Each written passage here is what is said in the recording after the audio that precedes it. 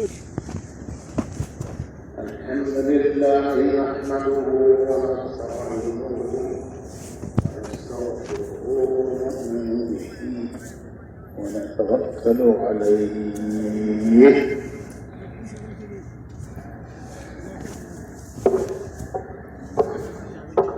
ونعوذ بالله من شرور أنفسنا ومن سيئات أعمالنا ونعوذ بالله من شرور أنفسنا ومن سيئات أعمالنا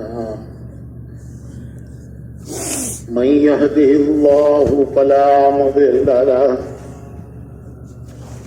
ومن يضلله فلا هادي له ونشهد أن لا إله إلا الله وحده لا شريك له ونشهد أن سيدنا ونبينا ومولانا محمدا عبده ورسوله صلى الله عليه وعلى آله وصحبه وبارك وسلم تسليما كثيرا كثيرا.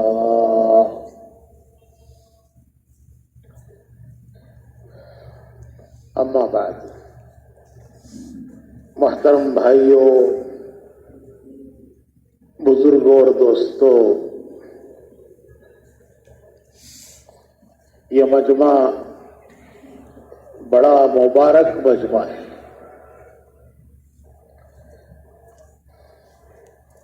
پورے عالم کے اعتبار سے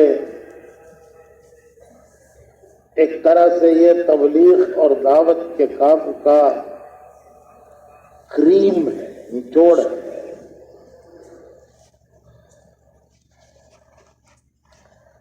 ملک کے ذمہ دار کام کرنے والے پرانے دعوت و تبلیغ میں وقت لگائے ہوئے، ملکوں میں پھرے ہوئے، پیدل جماعتوں میں پھرے ہوئے، 4 مہینے لگائے ہوئے، اپنے مقام پر اس محنت میں چلنے والے اس ملک کے بھی جمع ہیں.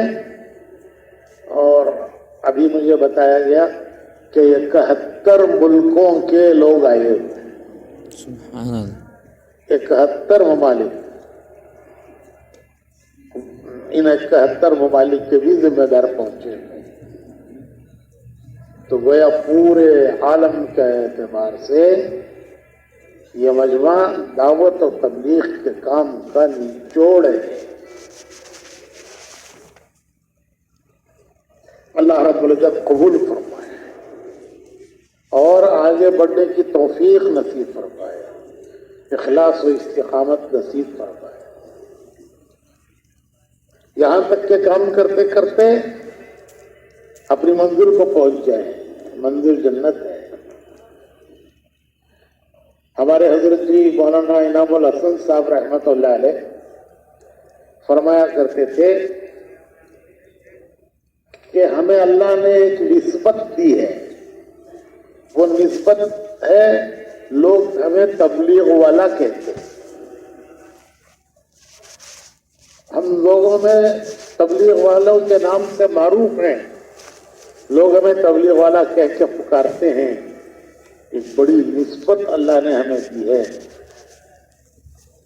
جس کریم ذات نے دنیا میں لوگوں کی زبانوں پر ہمارے بارے میں یہ جاری کر دیا کہ یہ تبلیغ والے ہیں، اس کریم ذات سے یہ امید ہے کہ کل قیامت میں اللہ پاک یہ کہتے ہیں کہ جاؤ میرے بندے، تمہیں تبلیغ والا کہتے تھے، جاؤ تبلیغ والوں کے ساتھ چلے جائیں. دنیا میں میرے بندوں کی زبانوں پر تھا کہ تم تبلیغ والے ہو، اور میرے بندے تمہیں دنیا میں تبلیغ والا کہہ کے پکارتے تھے. جاؤ آج تبلیغ والوں کے ساتھ چلے جاؤ. تو تبلیغ والے کون ہیں؟ تبلیغ والے کون ہیں؟ من النبیین والصدیقین والشہداء والصالحین وحسن اولئک رفیقا. حضور صلی اللہ علیہ وسلم کی دعاؤں میں ہے کہ ہمارا حشر ان کے ساتھ کر دے. اللہم استعملنا بسنتی، اللہم استعملنا بسنتی وجعلنا من استعملنا بسنتی وتوفنا على ملتی واحشرنا في زمرتی. اللهم اجعل نبينا لنا فرطا وحوضه لنا موردا. اے اللہ، کل قیامت میں حضور آگے آگے ہوں، ہم ان کے پیچھے پیچھے، اور حضور کا حوض ہماری جگہ ہو، سنت پر ہماری زندگی گزرے اور دین پر ہمیں موت آئے. واستعملنا بسنتی وتوفنا على ملتی واجعلنا من رفقائی من النبیین والصدیقین والشہداء وحسن اولئک رفیقا. کیسے اچھے رفیق ہیں یہ ہمارے کل رفیق ہیں. تو بھائیو، بڑی نسبت ہے کہ لوگوں نے ہم کو تبلیغ والا پکارا ہے. 3 چلے دیے اور لوگوں کی زبانوں پر آ گئے یہ تبلیغ والے. تو حضرت جی رحمت اللہ علیہ فرمایا کرتے تھے کہ کل اللہ پاک قیامت پہ یہ کہتے کہ میرے بندے تمہیں تبلیغ والا پکارتے تھے، جاؤ ان تبلیغ والوں کے ساتھ چلے جاؤ. بہت بڑی نعمت ہے، بہت بڑی دولت ہے. ہم اپنی اس نعمت کو سمجھیں، اس کی شکر گزاری. سب سے پہلے جب اللہ رب العزت کوئی نعمت عطا فرماتے ہیں تو اس نعمت کے شکر کا مطالبہ کرتے ہیں. انبیاء سے اللہ نے شکر کا مطالبہ کیا. موسیٰ علیہ السلام سے اللہ نے فرمایا کہ اے موسیٰ میں نے تمہیں کتاب دی ہے اور میں نے تم سے بات کی ہے، تم سے کلام کیا ہے، لوگوں میں سے چن کر تم سے کلام کیا ہے. جب یہ سب نعمتیں میں نے تمہیں دی ہیں تو تم کیا کرو؟ فَكُن مِّنَ الشَّاكِرِينَ، شکر گزار بندوں میں سے ہو جاؤ، میرے شکر گزار بندوں میں سے. اور انبیاء کی اللہ رب العزت نے قرآن کریم میں جگہ جگہ انبیاء کا ذکر فرما کر ان کی تعریف کی ہے کہ وہ بڑے اللہ کے شکر گزار بندے تھے. شکر گزاری نبیوں کی صفت ہے. تمام انبیاء شاکرین، شکر گزار بندے اللہ کے.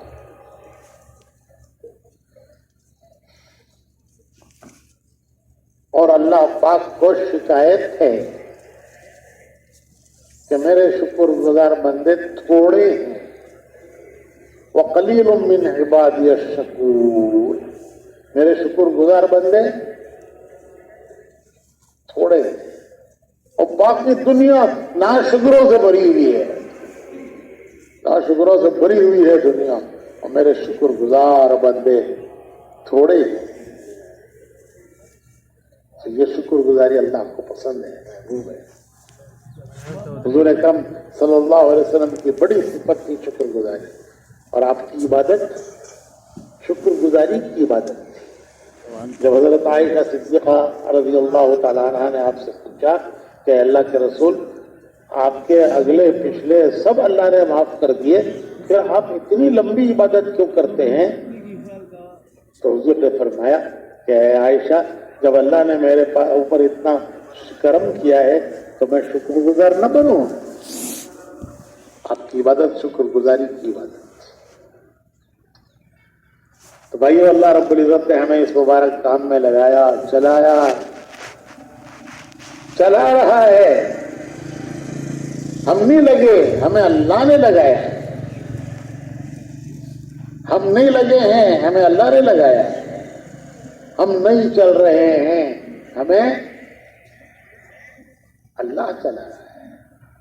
حدیث شریف میں آتا ہے کہ دو قوتیں آدمی پر کام کرتی ہیں، دو طاقتیں انسان کے پیچھے لگی ہوئی ہیں۔ ایک طاقت فرشتے کی ہے جو اسے ڈھکیل کر خیر کے کاموں کی طرف لے جاتا ہے، خیر کے کاموں کی طرف چلنے میں اسے ڈھکیلتا ہے۔ جب کوئی خیر کی بات دل میں آئے، خیر کا ارادہ دل میں آئے، تو آدمی اللہ کا شکر کرے کہ اللہ نے میرے پیچھے فرشتہ لگایا ہے جو مجھے ڈھکیل کر پرائیویٹ لا رہا ہے۔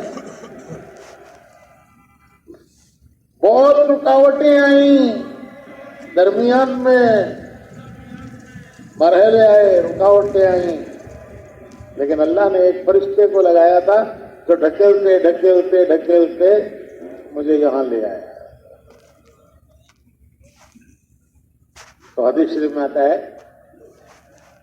کہ کوئی خیر کی بات، بھلائی کی بات دل میں آئے تو آدمی یہ سمجھے کہ یہ خود بخود دل میں نہیں آئی ہے، اللہ نے ایک فرشتے کو میرے پیچھے لگایا ہے جو مجھے ڈھکیل کر ادھر لے جا رہا ہے، اور اس پر اللہ کا شکر کرے۔ اسی طرح ایک شیطان کی قوت ہے، شیطان کی طاقت ہے، وہ بھی پیچھے لگی ہوئی ہے۔ جب کوئی شر اور برائی کا ارادہ آئے، خیال آئے، آتے ہیں خیالات آتے ہیں۔ ایسا نہیں کہ 30 چلے ہم نے دے دیے تو نہیں آئیں گے، اب وہ بند ہو گیا۔ وہ خیالات آتے ہیں، ہاں، ان خیالات پر پکڑ نہیں ہے، وہ گناہ، ان کو گناہ کی پکڑ نہیں ہوگی۔ ہاں، جب اس پر عمل کرے گا تو پھر پکڑ۔ علماء فرماتے ہیں کہ گناہ کا خیال گناہ نہیں ہے، گناہ پر عمل گناہ ہے۔ تو کبھی کبھی خیال آتا ہے جو نہیں آنا چاہیے، وہ آتا ہے، تو آدمی سمجھ لے کہ میرے پیچھے شیطان لگا ہے، یہ اللہ، یہ منحوس کیوں میرے پیچھے، یہ مردود کیوں میرے پیچھے لگا، اور لاحول پڑے، اللہ سے مدد مانگے۔ لاحول دعا ہے کہ آدمی بھلائی کر نہیں سکتا، برائی سے بچ نہیں سکتا جب تک اللہ کی مدد ساتھ نہ ہو۔ وہ بھلائی کر نہیں سکتا، برائی سے بچ نہیں سکتا، تو اللہ کی مدد مانگے کہ اللہ اس سے میری مدد فرما، محفوظ فرما۔ تو یہ دو قوتیں آدمی کے پیچھے لگی ہوئی جو ڈھکیل کر آدمی کو خیر کی راہوں پر لے جاتی ہے۔ فرشتے کی قوت، فرشتے کی طاقت۔ تو فرشتہ ڈھکیل کے لایا ہے ہمیں یہاں۔ درمیان میں فرشتے نے ڈھکیل کے یہاں پہنچایا، تو درمیان میں ذرا سی بارش آ گئی،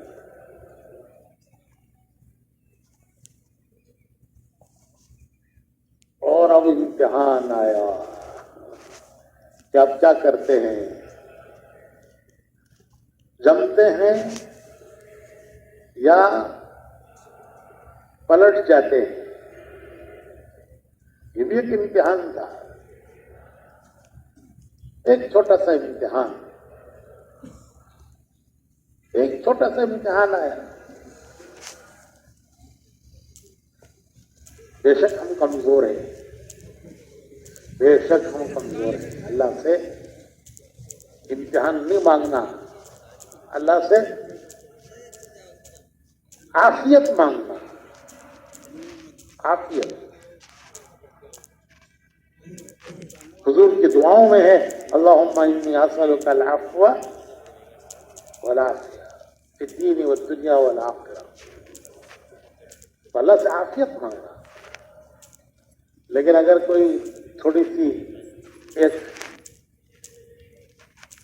امتحان آ جائے, تھوڑا سا ہلائے اللہ پاک, تو اب اللہ سے استقامت مانگنا. ماشاءاللہ ہمارا مجمع, بڑی خوشی ہوئی, بڑی خوشی کی بات ہے کہ ہمارا مجمع اگرچہ بیٹھنے کی جگہ نہیں تھی, نماز پڑھنے کی جگہ نہیں تھی, لیکن انتظار کرتا رہا کہ مشورے میں کیا طے ہوتا ہے. کتنی بڑی بات ہے. پلٹ کے چلے جاتے تو نہ کسی کو پتہ چلتا, نہ کوئی پوچھتا, لیکن اندر سے ایک بات ہے کہ ہم مشورے کے تابع ہیں. یہ مشورے کے تابع ہونا خیر کے تابع ہونا. تو ہمارا مجمع ماشاءاللہ کتنا مبارک مجمع ہے کہ وہ انتظار کرتا رہا کہ مشورے میں کیا ہوتا ہے. اور پھر جب کہا گیا کہ آپ قریب کی مسجدوں میں چلے جائیں اور یہاں جب حالات سدھر جائیں گے اور استقبال کے قابل ہو جائے گا, جگہ استقبال کے قابل ہو جائے گی, تو پھر ہمیں بلا لیں گے. تو وہ رابطہ کرتے رہے مختلف مسجدوں سے, مختلف جگہوں پر ٹھہرے رہے, اور جیسے پتہ چلا کہ اب آ سکتے ہیں تو دیکھیے آگے وہ دل یہی تھا.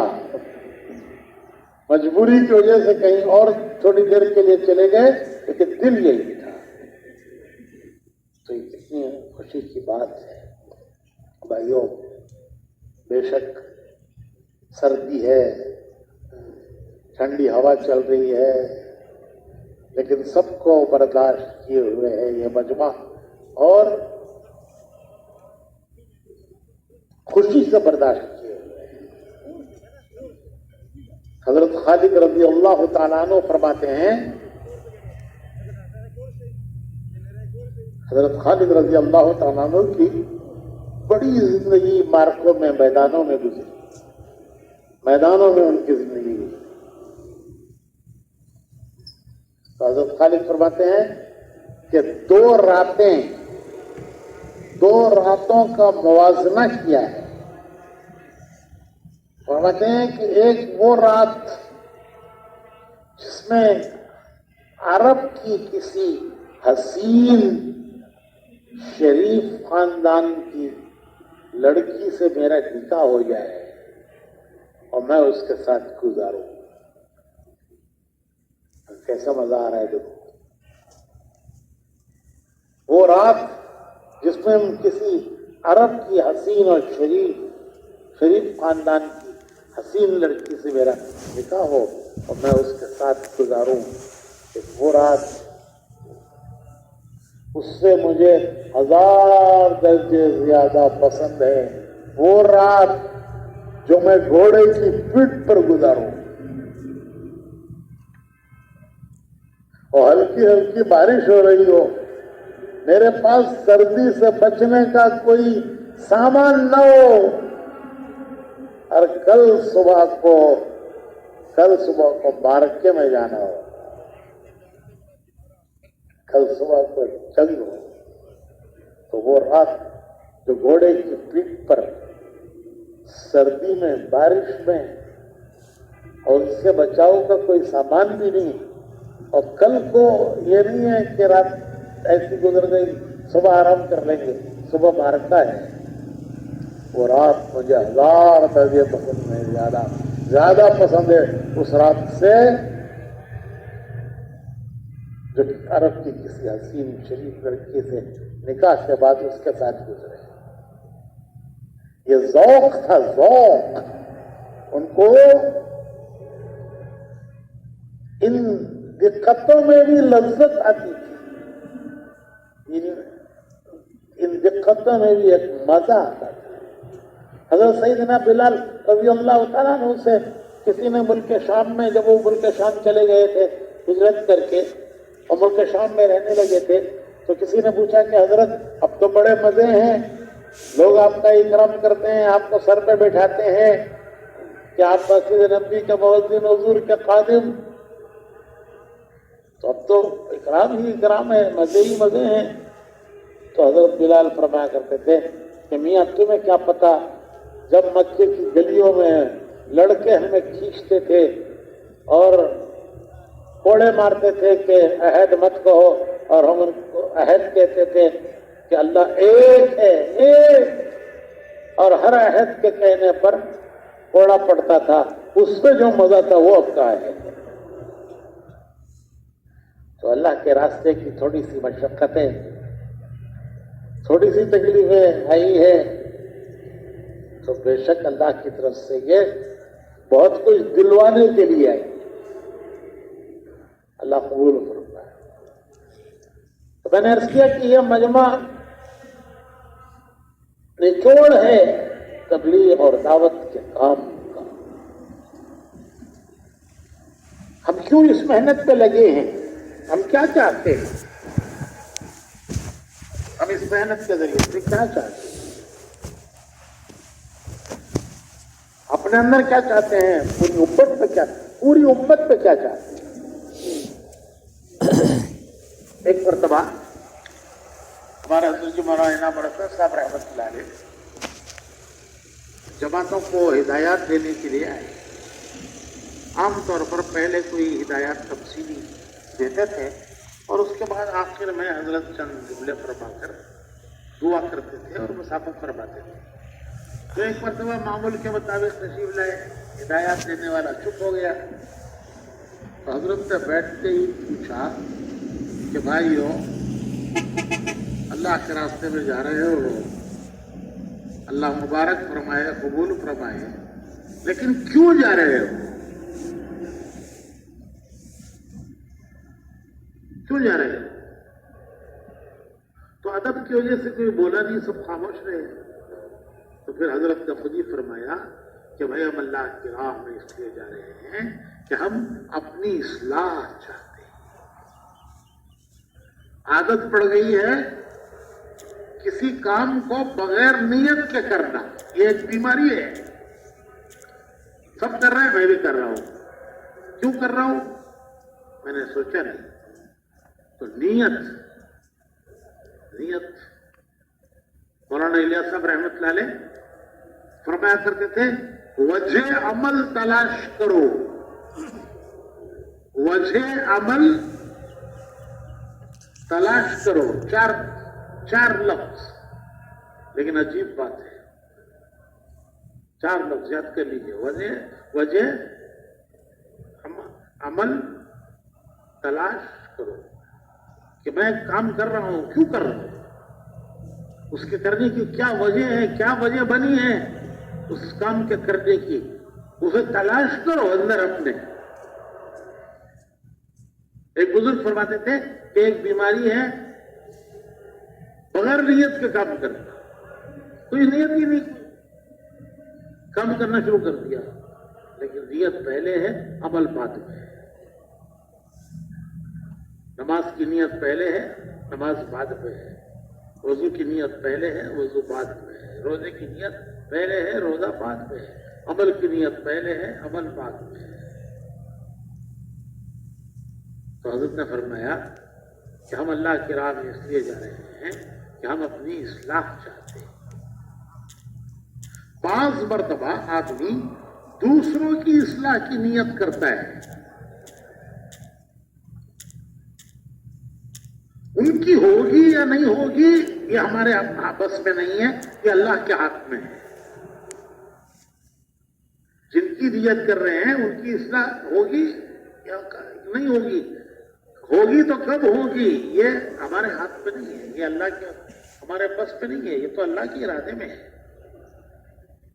हाँ, हमारे बारे में वादा है والذین جاہدوا فینا لنہدینہم سبلنا، جو ہمارے راہ کی جدوجہد کریں گے ہم ان کو ضرور راستہ دکھائیں گے۔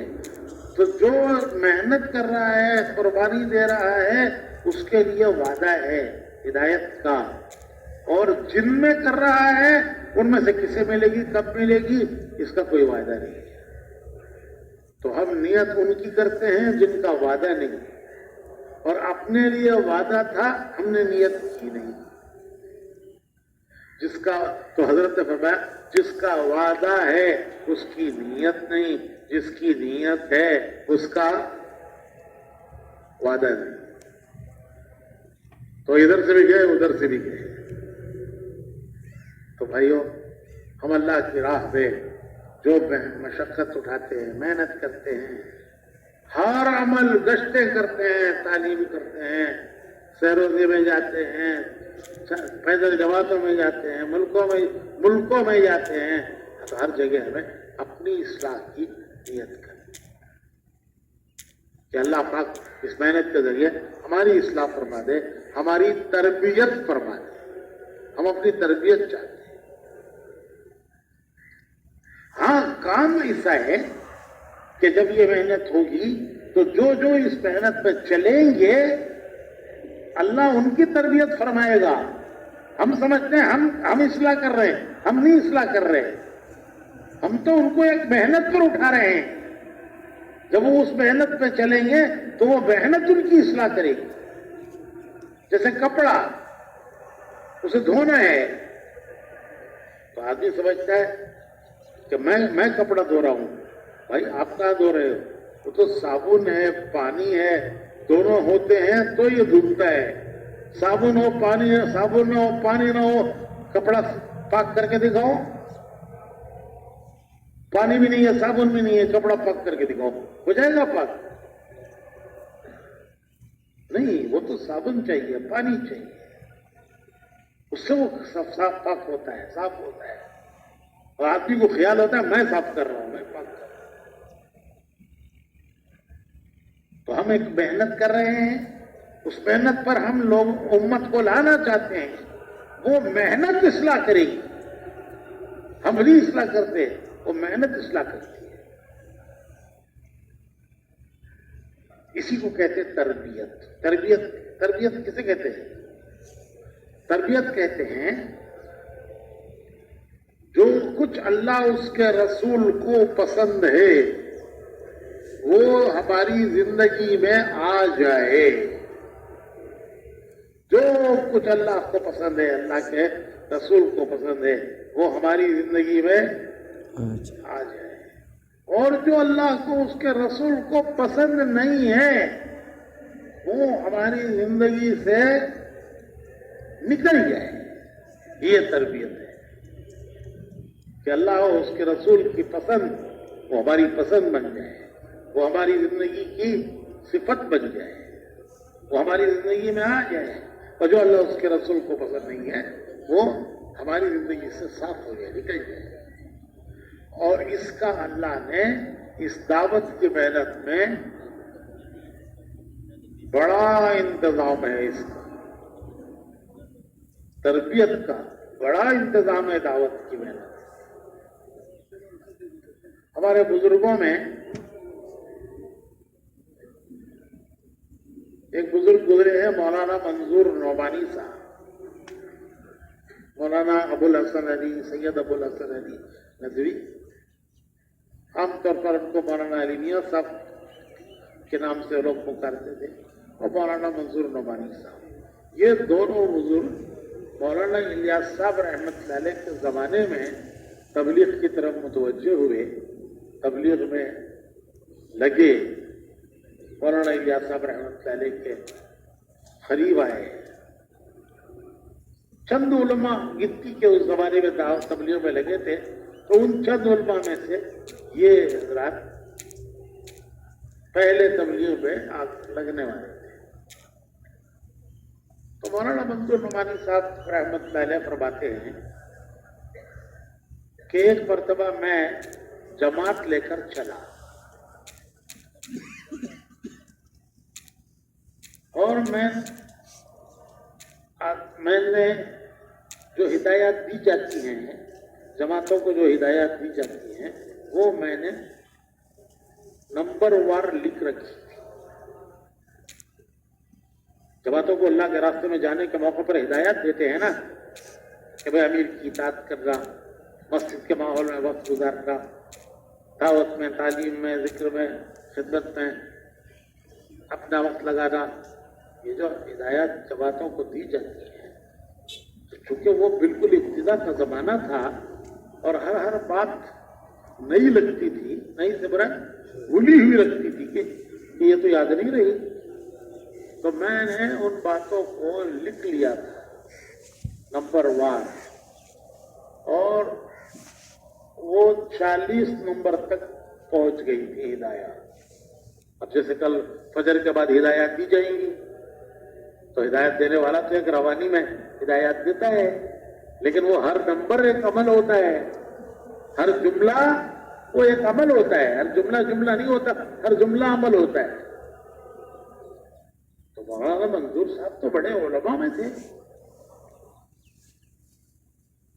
انہوں نے اسے ترتیب سے لکھ لیا تھا اور فرماتے ہیں کہ وہ ہدایات 40 نمبر تک پہنچ گئی تھی، اور میں ہمیشہ اسے اپنی جیب میں رکھتا تھا اور جب تک نکال کر دیکھتا رہتا تھا کہ ان ہدایات کی روشنی میں کام ہو، کام ان کی روشنی میں ہو.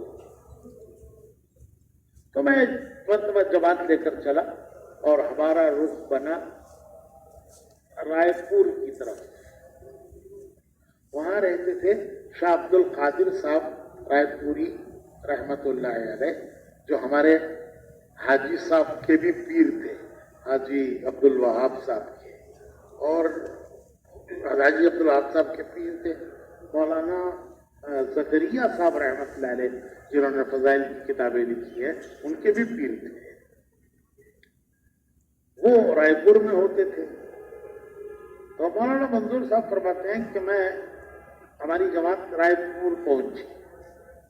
جب رائے پور پہنچی تو جماعت کو مسجد میں ٹھہرا کر میں حضرت کی خدمت میں حاضری دینے کے لیے چلا. جیسے ہمارے یہاں اصول ہے کہ جہاں جاؤ وہاں خواص کی ملاقاتیں کرو، علماء ہیں تو ان سے دعا کی درخواست کرو، متوجہ ہوں تو کچھ کارگزاری سناؤ اور دعا کی درخواست کرو. تو میں حضرت کی خدمت میں حاضری دینے کے لیے چلا. جب میں وہاں پہنچا تو حضرت کی مجلس تھی، لوگ بیٹھے ہوئے تھے.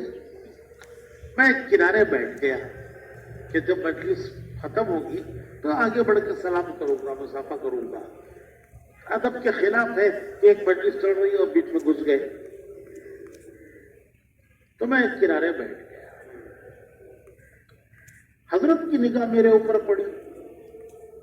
حضرت مجھے پہچانتے تھے کیونکہ حضرت کی خدمت میں حاضری ہوتی تھی. حضرت نے ہی ہمیں متوجہ کیا تھا مولانا الیاس صاحب رحمت اللہ علیہ کی طرف، تو ہم حضرت کی خدمت میں حاضر ہوا کرتے تھے. تو جب حضرت کی نگاہ میرے اوپر پڑی تو حضرت نے پوچھا کہ مولوی صاحب کیسے آنا ہوا؟ مولوی صاحب کیسے آنا ہوا؟ مولانا تو مولانا تھے، وہ آگے پیچھے کا سب سمجھ گئے. کیا مطلب کہ جب بھی حاضری ہوتی تھی تو پہلے سے اجازت لیتے تھے کہ میں فلاں تاریخ میں حاضر ہونا چاہتا ہوں، اور جواب ملنے کے بعد آتے تھے. اب نہ ادھر سے اجازت پوچھی، نہ ادھر سے اجازت پوچھی، نہ ادھر سے جواب گیا، اور ایک دم سے آ گئے. تو کوئی ایمرجنسی کی بات ہے کیا کہ نہ اطلاع نہ اجازت اور ایک دم سے آ گئے؟ تو کوئی ایمرجنسی کی بات ہے. یہ حضرت کا مطلب تھا کہ کیسے آنا ہوا. تو مولانا منظور صاحب نے عرض کیا کہ حضرت میں ایک جماعت کے ساتھ آیا ہوں، میں ایک جماعت کے ساتھ آیا ہوں. اچھا یہ ابتدائی زمانہ تھا تبلیغ کا، ابتدائی زمانہ لوگوں نے تبلیغی کام کے بارے میں حضرت کو بہت سی شکایات کر رکھی تھی کہ یہ مسجدوں میں ٹھہرتے ہیں، سرائے بنا لیا، مسجد کو سرائے بنا لیا ہے، مسجد میں ٹھہرتے ہیں اور کھاتے ہیں پیتے ہیں، جاہل ہوتے ہیں اور بیان کرنے کھڑے ہو جاتے ہیں. تو بہت ساری شکایتیں لوگوں نے حضرت کو کر رکھی. اور جب مولانا منظور صاحب نے عرض کیا کہ میں ایک جماعت کے ساتھ آیا ہوں، تو مولانا منظور صاحب جیسا عالم، اتنا بڑا عالم جو ندوے میں حدیث کی کتابیں پڑھاتا ہو، وہ جو جماعت کے ساتھ آئے ہیں، تو حضرت کو وہ سب شکایتیں یاد آ گئیں جو لوگوں نے تبلیغ والوں کے بارے میں کر رکھی. تو حضرت نے پوچھا کہ مولوی صاحب یہ لوگ جماعتوں میں نکل کر کیا کرتے ہیں؟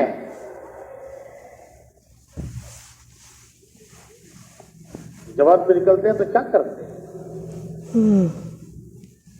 تو مولانا منظور صاحب فرماتے ہیں کہ میں نے جلدی سے وہ پرچہ نکالا جیب میں سے جس میں وہ ہدایات میں نے مرتب کر رکھی تھی، ترتیب وار لکھ رکھی تھی. تو میں نے وہ پرچہ نکالا اور پرچہ نکال کر میں نے اس کو پڑھنا شروع کیا، نمبر 1، نمبر 2، نمبر 3، اور ابھی میں 13 نمبر تک پہنچا تھا. ابھی کتنے باقی ہیں؟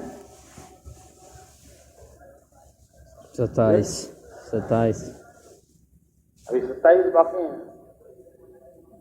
میں 13 نمبر تک پہنچا تھا کہ میرے کانوں میں حضرت کی آواز آئی، مولوی صاحب بس ہے، مولوی صاحب بس ہے.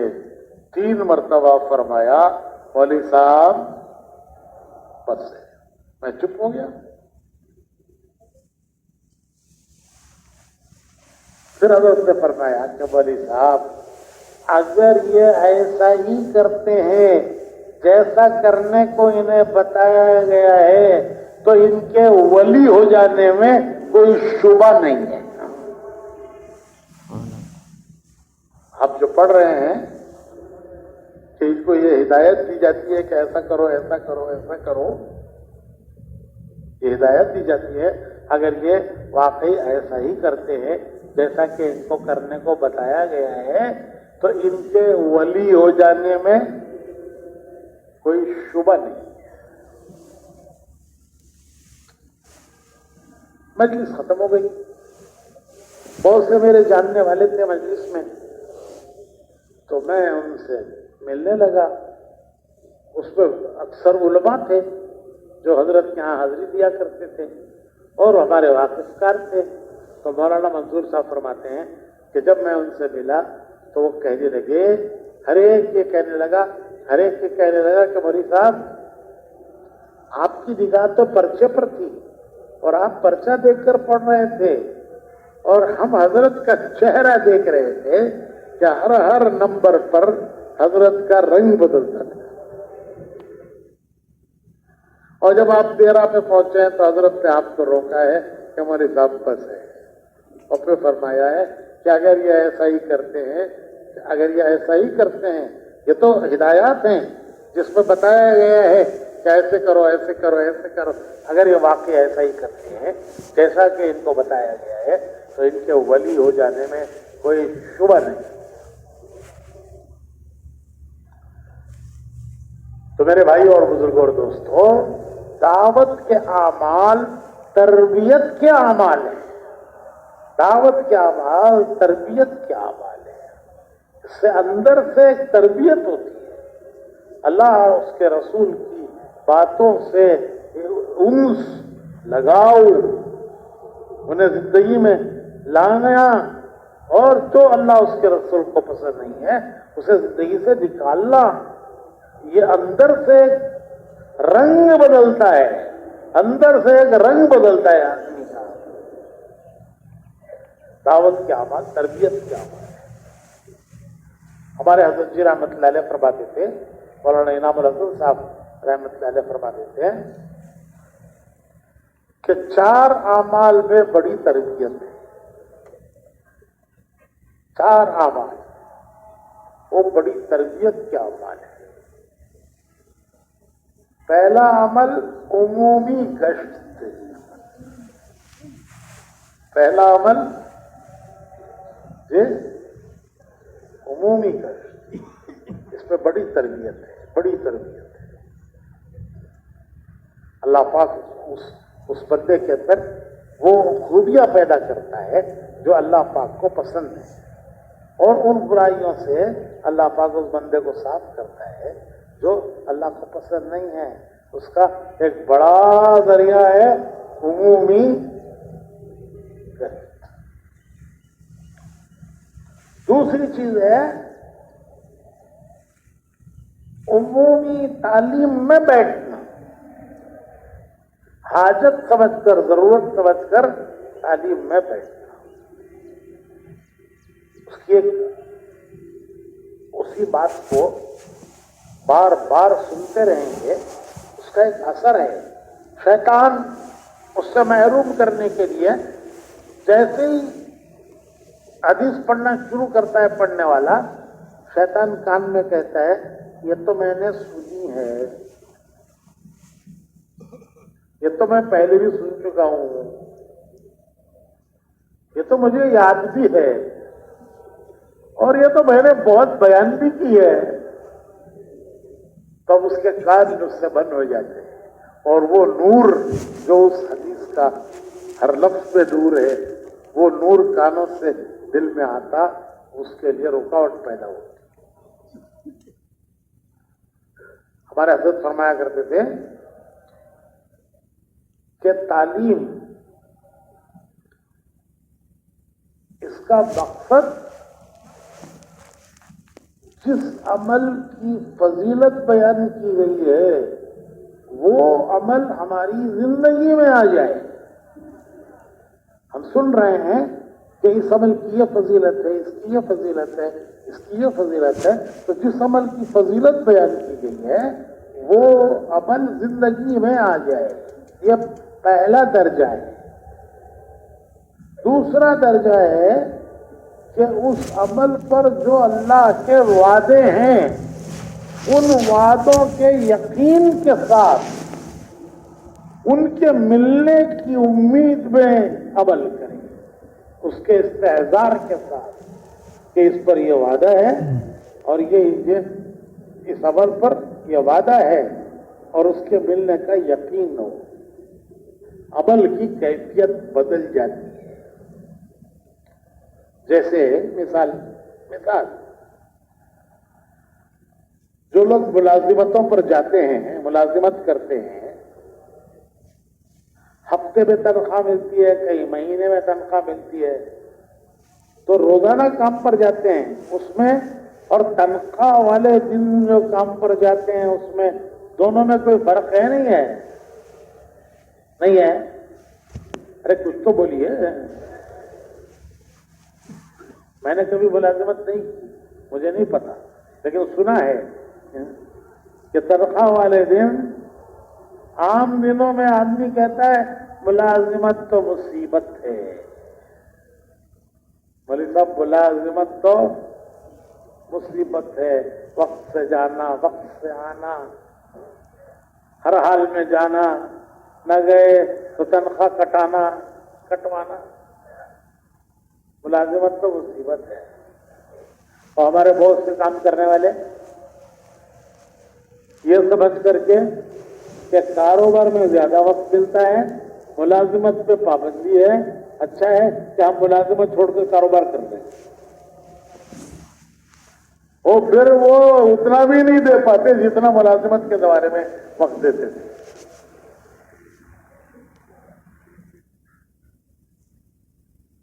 تو جو اللہ نے دیا ہے اس پر شکر ہو، اور اسی میں سے وقت نکال کر قربانی کے ساتھ محنت کی جائے. تو میں عرض کر رہا تھا کہ عام دنوں میں بھی آدمی جاتا ہے ملازمت پر اور تنخواہ کے دن بھی جاتا ہے. عام دنوں میں کہتا ہے ملی صاحب نوکری تو مصیبت ہے، ملازمت تو مصیبت ہے. اور تنخواہ والے دن کہتا ہے مولوی صاحب آج رحمت ہے، آج رحمت ہے. تو باقی دنوں میں مصیبت، زحمت، اور آج کے دن رحمت، یہ تبدیلی کیسے ہو گئی؟ کیوں؟ آج معلوم ہے کہ تنخواہ ملنے والی ہے اور وہ تنخواہ کے ملنے کی امید عام دنوں میں بڈھے کی طرح چلتا ہے، جوان بھی، اور تنخواہ والے دن بڈھا بھی جوان ہو جاتا ہے.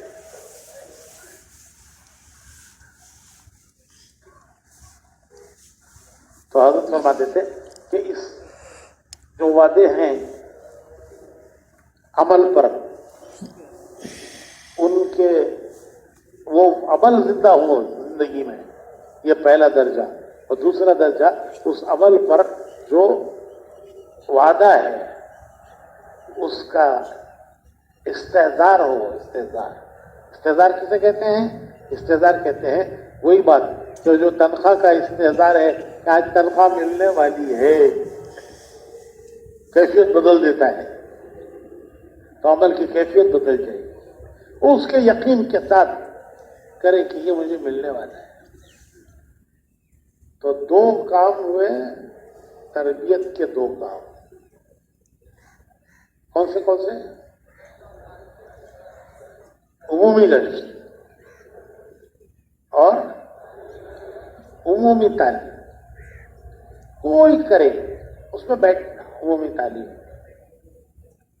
کیا یہ اللہ رسول کی بات ہے. علماء نے لکھا ہے کہ جو حضور کے روضے پر حاضری کا ادب ہے وہی حضور کی حدیث جب پڑھی جاتی ہے تو اس مجلس کا ادب ہے.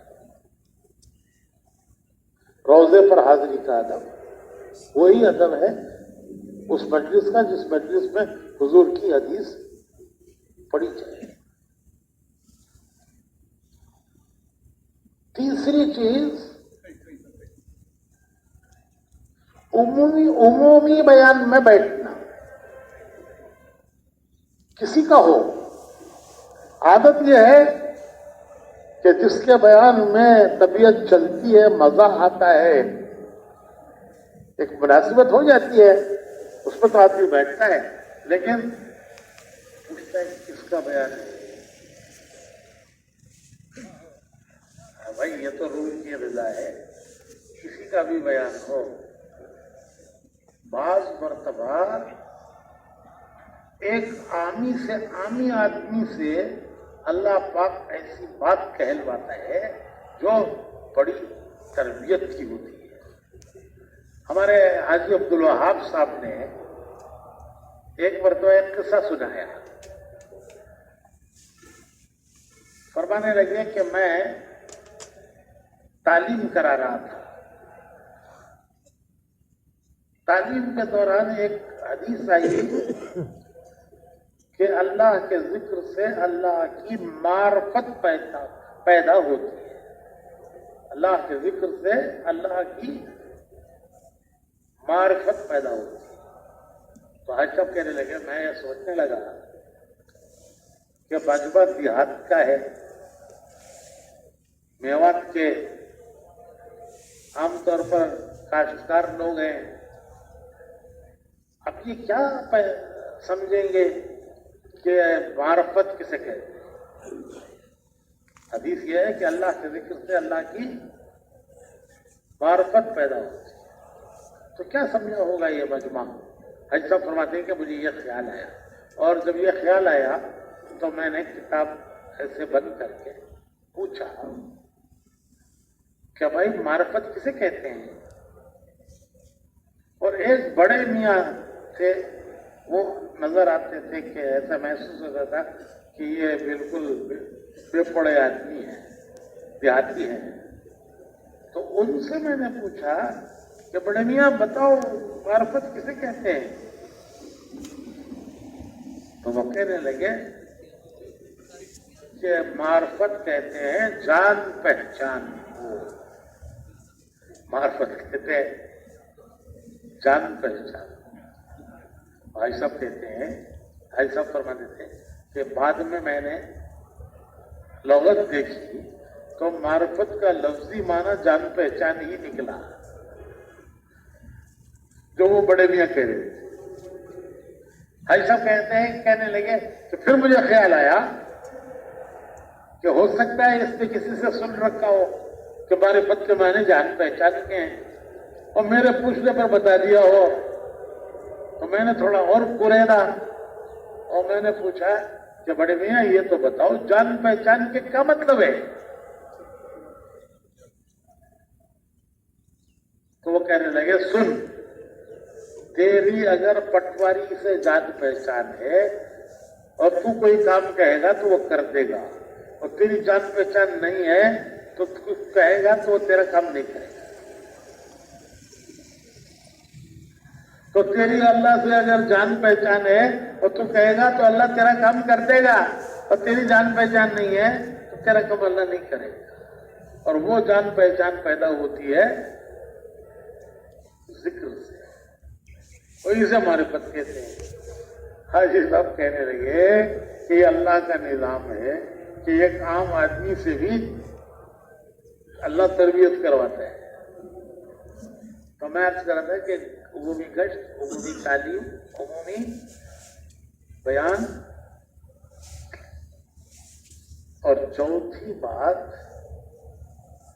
عمومی جماعت میں جانا، عمومی جماعت، اپنے مسجد کی جماعت، عام جماعتوں میں۔ بعض لوگوں کو خیال ہوتا ہے کہ بزرگوں کے ساتھ جانا چاہیے،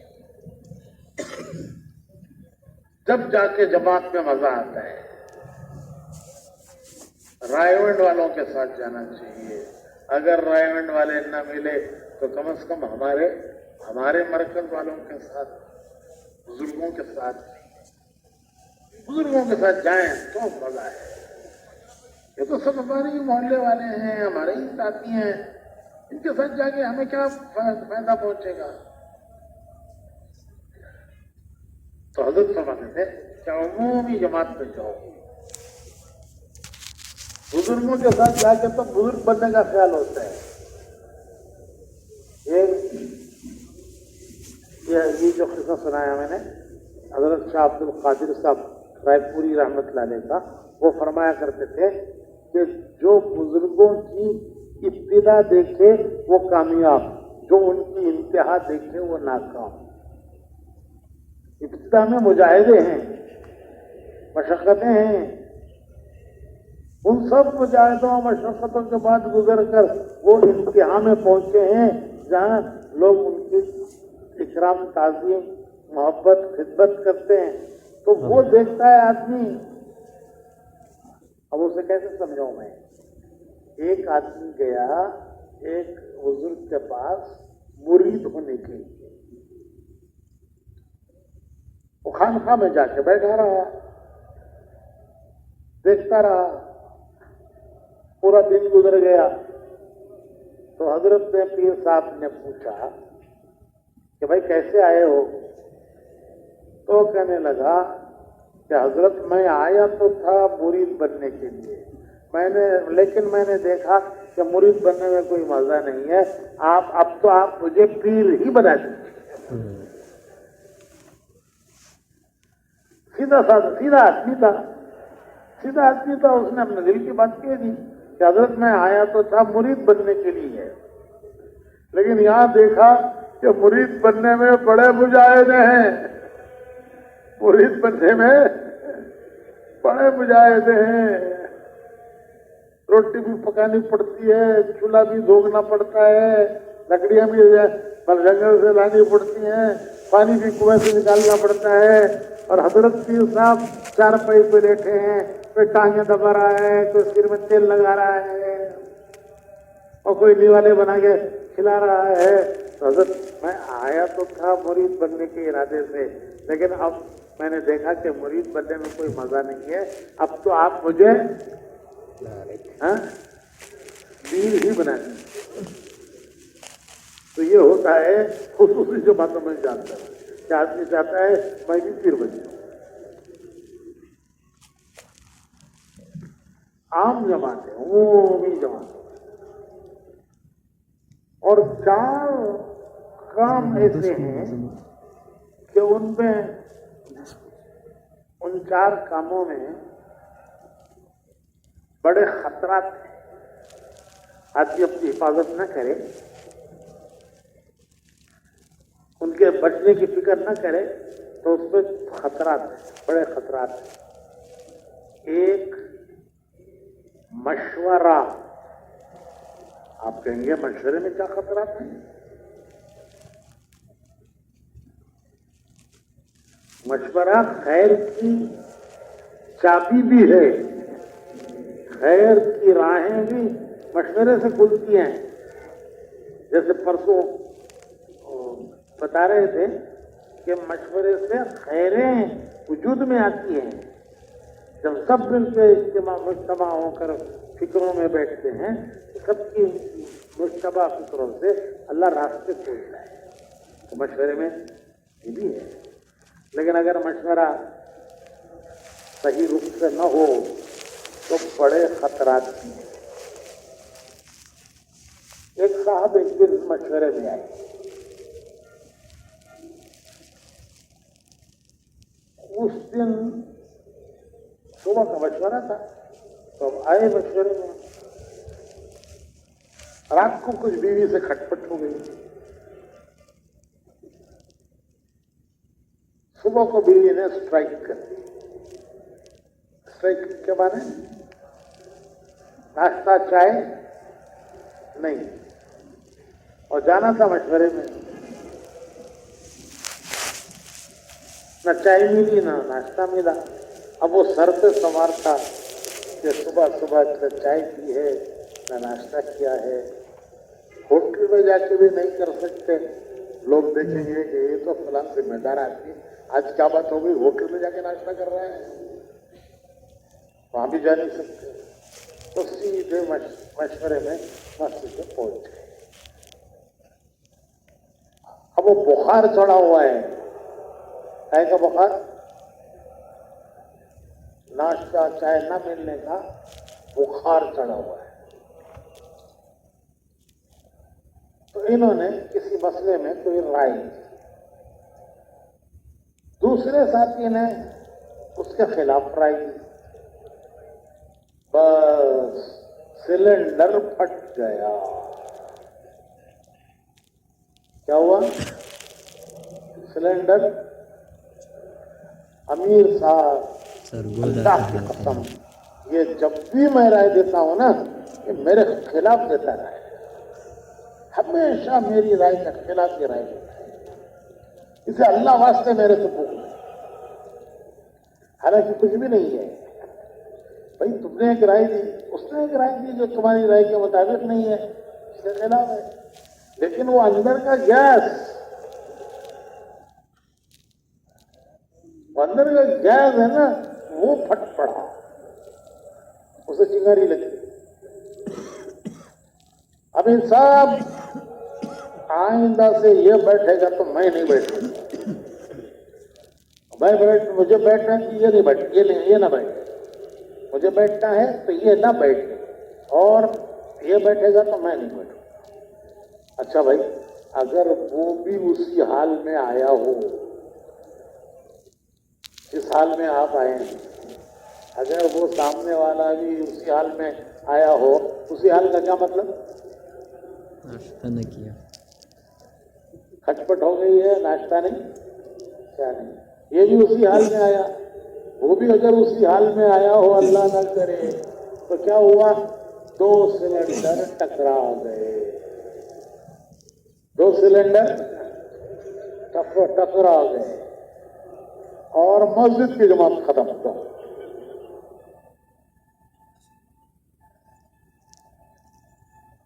تو بڑے تحمل اور برداشت کی ضرورت ہوتی ہے مشوروں میں.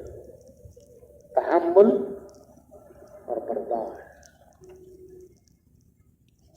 हुजूर सल्लल्लाहु अलैहि वसल्लम की दुआओं में है, अल्लाहुम्मा अग़निनी बिल इल्म व ज़य्यिनी बिल इल्म, व ज़य्यिनी बिल इल्म, मुझे तहम्मुल देकर ज़ीनत दे, तहम्मुल से मुझे ज़ीनत दे। और साथियों को साथ लेकर चलना, साथ लेकर चलना।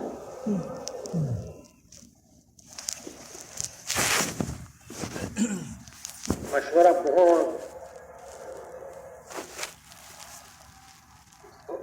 बड़े तहम्मुल को चाहता है, बर्दाश्त को चाहता है।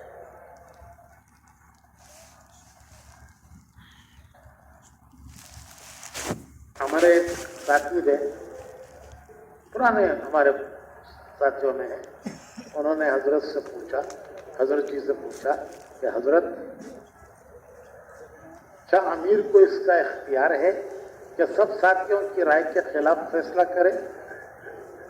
सब साथियों की राय एक तरफ है और अमीर की राय अलग है, सब साथियों की राय अलग है, तो क्या इस सूरत में अमीर को इख्तियार है कि सबकी राय के खिलाफ फैसला करे? तो हजरत जी ने फरमाया कि भाई इख्तियार तो है, लेकिन ये भी देख लो कि उनमें मानने की इस्तेदाद है कि नहीं है। ये भी देख लो कि वो मानेंगे क्या नहीं मानेंगे। तो उन्होंने फिर पूछा कि हजरत अगर वो ना माने तो क्या करें? तो फरमाया कि भाई अगर वो ना माने तो तुम उनकी मान लो। कितना आसान मसला है। तुम अमीर हो, तुम्हें इख्तियार है कि सबकी राय के खिलाफ अपनी राय पर तुम फैसला कर सकते हो, लेकिन पहले ये देख लो कि तुम्हारे साथियों में इसकी इस्तेदाद की है मानने की। और उन्होंने पूछा कि वो ना माने तो क्या करें? तो कितना आसान। हजरत